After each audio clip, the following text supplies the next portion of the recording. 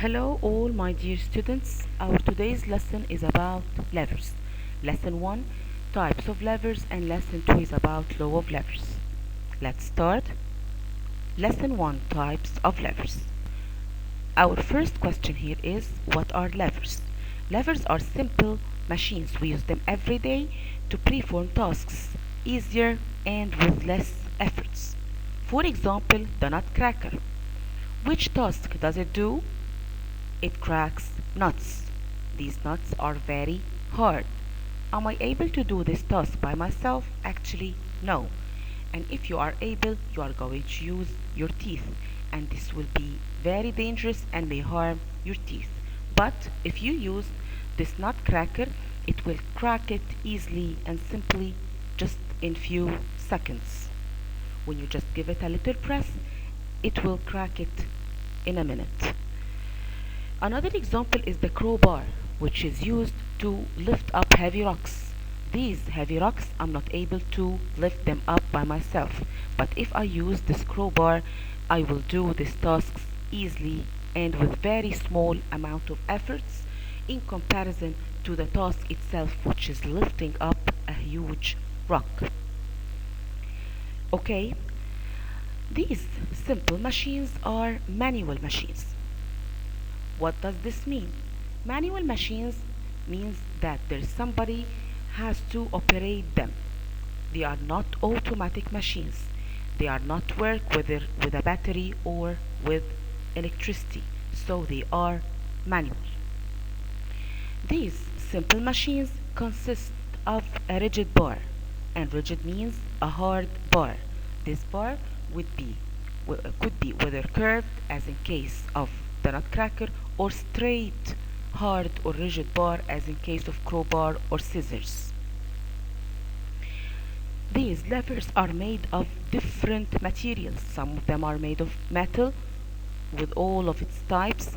Some others are made of wood. Some others are made of plastic. So they are made of different materials. Upon this rigid bar, I'm going to locate three locations.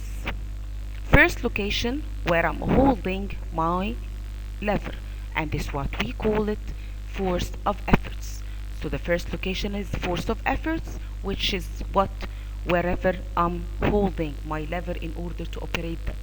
The other location is called force of resistance, the task itself, the nut that I want to crack, rock I want to lift, paper want to cut by using a scissors, an amount of bricks I want to transfer them from one place to the other by using the wheelbarrow or anything. So my task itself is called force of resistance. That's the task or the barrier that I want to overcome by using my force of efforts.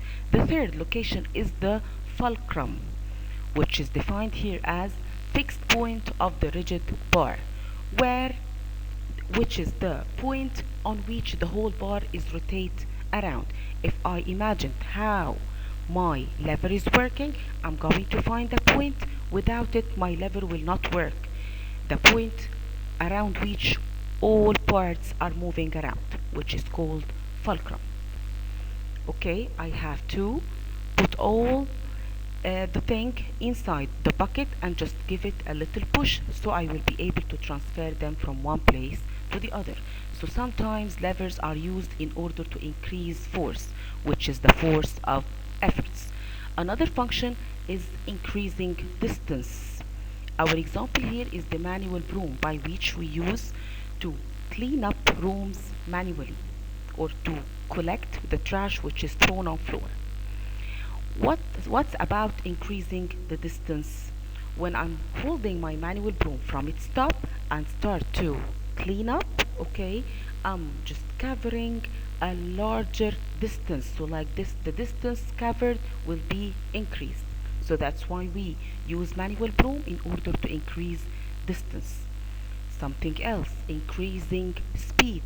If I take a ball and try to throw it by using my hands, it will go so far. But if I use this hockey bat and if I hit it with this hockey bat, the hockey bat is going to increase the speed of the ball, so it's going to go farther and farther. The fourth function here is moving force from one place to the other. Which is force is moved from one place to the other? The man here who's cleaning that floor by using the manual broom is holding it from its top.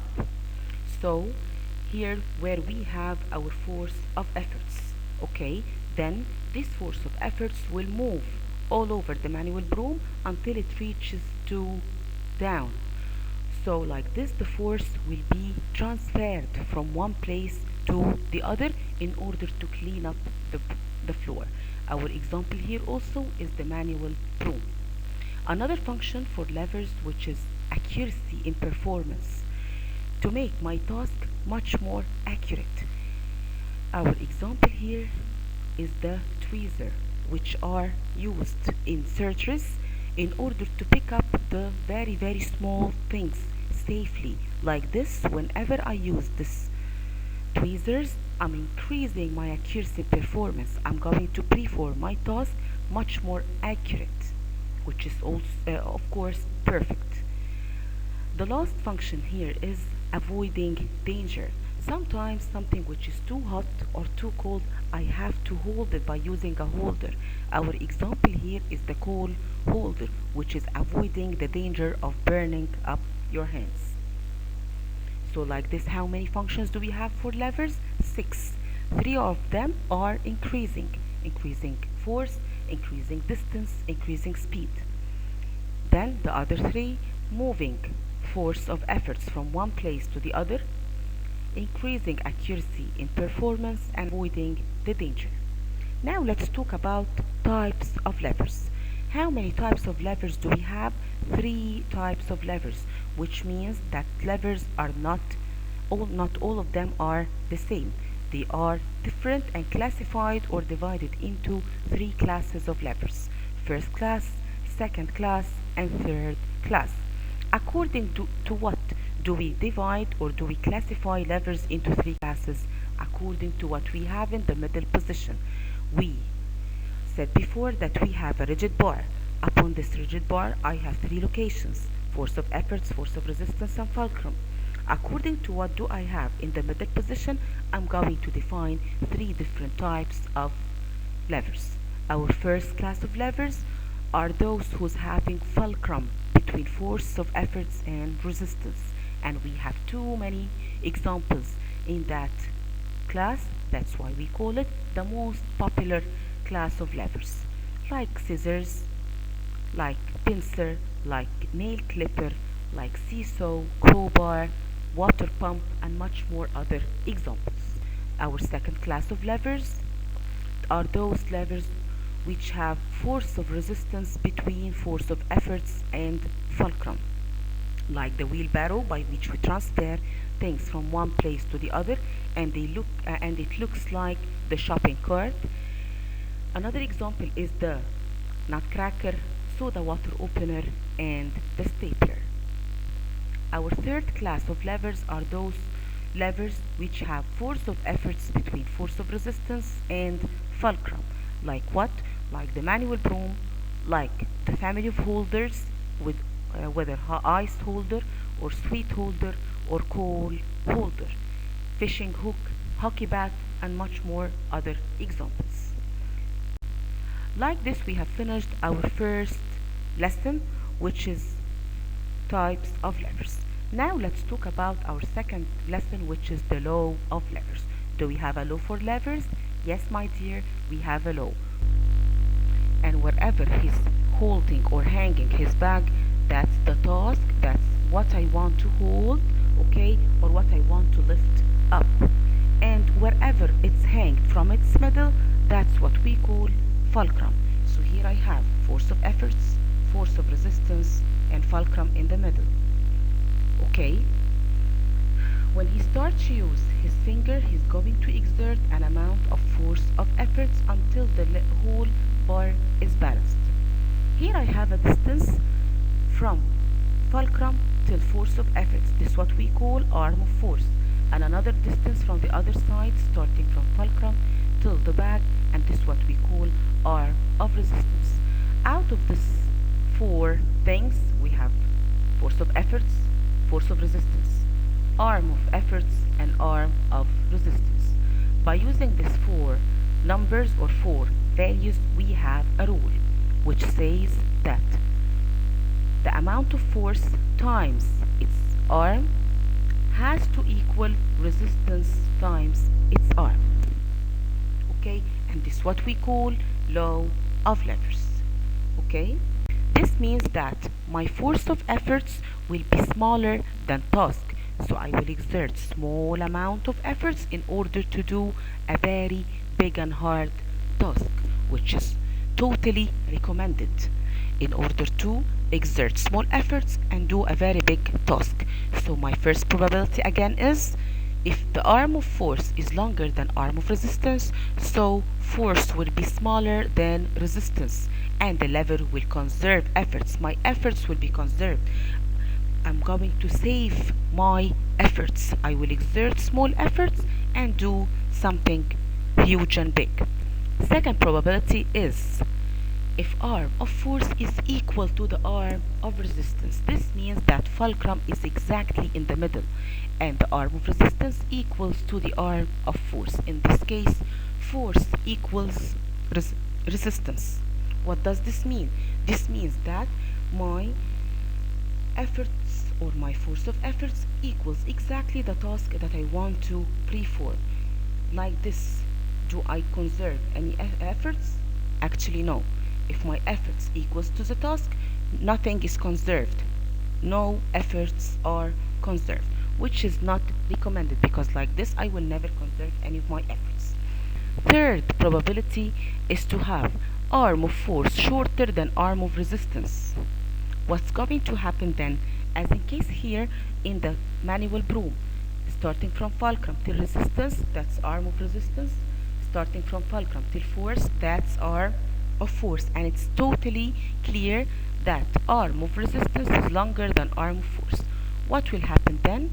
My force of efforts will be bigger than resistance. I'm going to exert a lot of efforts in order to perform a very small task. Do you recommend this? Actually no, because like this I'm going to waste my efforts. I will exert a lot of efforts to make something easy. That's why whenever we use the manual broom in order to clean a very small area in our apartment or in our room, after a very small time you will find yourself very tired because you exerted a lot of efforts to do something which is easy. Those are the three probabilities that may I have. Now let's apply such three probabilities upon our three topics. If we applied the three probabilities that we just had upon our three classes of levers, what we are going to find? We will find here in the first class of levers, due to the presence of fulcrum in the middle position between force of efforts and force of resistance, we are going to have three different options. Why? Because sometimes fulcrum is exactly in the middle, some other times it's shifted towards resistance, or some other times it's shifted towards force of efforts. So we can conclude that the first class of levers sometimes conserve efforts. What does this mean? This means that not all first class levers are conserving efforts. Only those who's having arm of force longer than arm of resistance who's going to conserve my efforts, because force then will be less than resistance. That's why we say that first class of levers sometimes conserve efforts, because not all levers that belong to that class conserve efforts. Only those who's having our case, which is arm of force bigger than arm of resistance. In the second class of levers, we have always arm of force bigger than arm of resistance, so force is always less than resistance. So we can say that all levers that belong to the second class of levers always conserve efforts, so they are very highly recommended to be used in our daily life. Third class of levers, due to the presence of force of efforts between force of resistance and fulcrum, so arm of force is usually shorter than arm of resistance, so force will be bigger than resistance. So all levers that belong to the third class of levers never conserve efforts. So whenever I use them, I will exert a lot of efforts and do very small tasks. Thank you for listening, and I wish you best of luck.